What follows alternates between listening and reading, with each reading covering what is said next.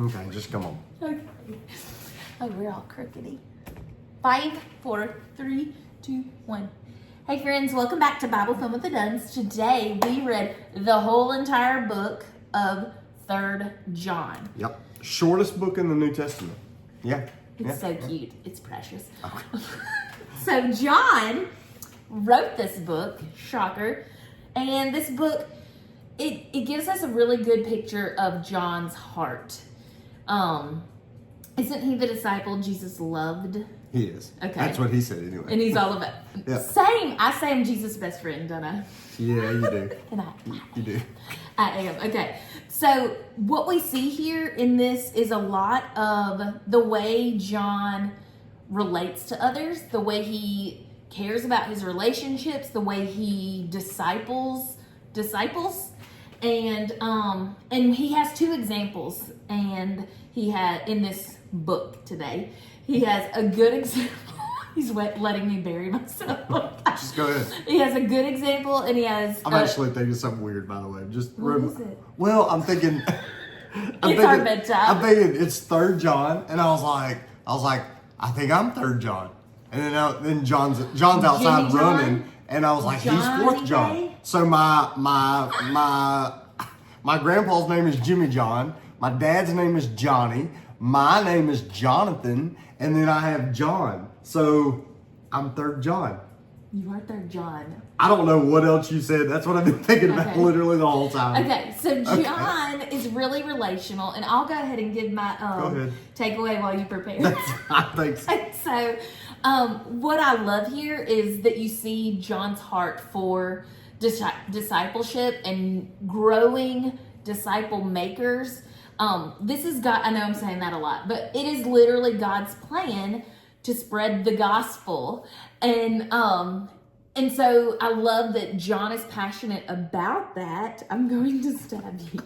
I know that John is passionate about that, and my takeaway comes specifically from just his intro, and I think y'all would. It stands out to you as you read it too. It's verse 4. It says, "I have no greater joy than to hear that my children are walking in the truth." And so as a Christ follower, I'm also a disciple whose goal is to make disciples who make disciples. And literally that is our ministry. That is the heart of our ministry. And so I guess that's that me too that we have with John as we watch his heart for the people that he pours into every single day. Some loud sounds going on at our house. You probably can't hear it. But what I'm encouraged by is I know the heart behind verse 4.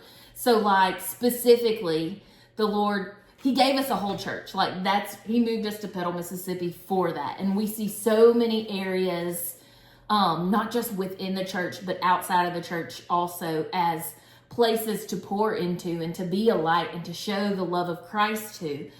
But then specifically, just like Jesus, I would say, he gives us smaller groups, and even within the groups, smaller groups. And so, like, I get to lead a small group of women around my age, give or take 20 years either way.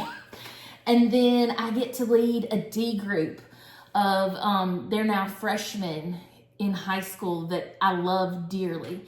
And then personally, like within my home, the Lord gave us 3 boys. And honestly, they're my first place to be a disciple and a disciple maker with. And so to read verse 4, I have no greater joy than to hear that my children are walking in truth.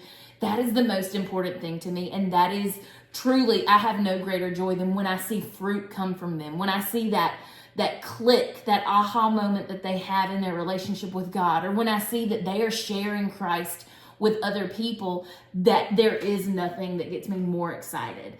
And I have shared, and I'm just going to share my video on this channel, but we've kind of alluded a few times to what God has done in our life, especially over the summer through a health scare with our oldest. And to watch how our summer started in that way, and watch what God did through the summer after that point, has been beautiful. And so literally I've been watching my children walk in the truth, and it's late and it's my bedtime, so I'm trying not to tear up. But that truly is, there is no greater joy than that. There is no greater fulfillment or happiness than getting to witness that and see that all the effort you put into these people, like the Lord is doing it for you and with you, and it's beautiful. Yeah. I think whenever you read through this book, really there's four personalities at work. So you got John, who's writing.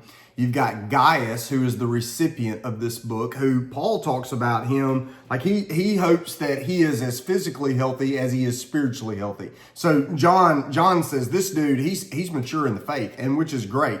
And then you have Diotrephes, which is a bad guy. He's a bad guy, the bad guy. Then you got Demetrius, who was well spoken of. And so you have all of these personalities in here, and you have what John is saying. He said, beloved, do not imitate what is evil, but what is good. And so what he does is he's taken Diotrephes and Demetrius, and he's putting them up against each other, and he's saying, let me describe this guy and this guy, and then I want you to figure out what this guy's doing that's doing right, and you do what he does. So Diotrephes loved the spotlight, didn't fellowship with other believers outside of his church, spoke with mean, hurtful, slanderous, idle words, saw others as competition for him in ministry, disfellowshipped those who disagreed with him. And then you have Demetrius, who was well spoken of, a man of truth, affirmed by the apostles. He was evidently humble and kind and friendly and hospitable and non-competitive. And you take this and John says, all right, basically, you know these two guys. He's talking to an audience who understood these guys already.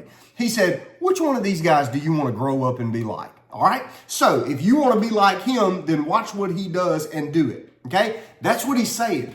But what's interesting is to know how John sees this and it frustrates him. How Diotrephes here, he says, I wrote to the church, but Diotrephes, who loves to have the preeminence among them, does not receive us.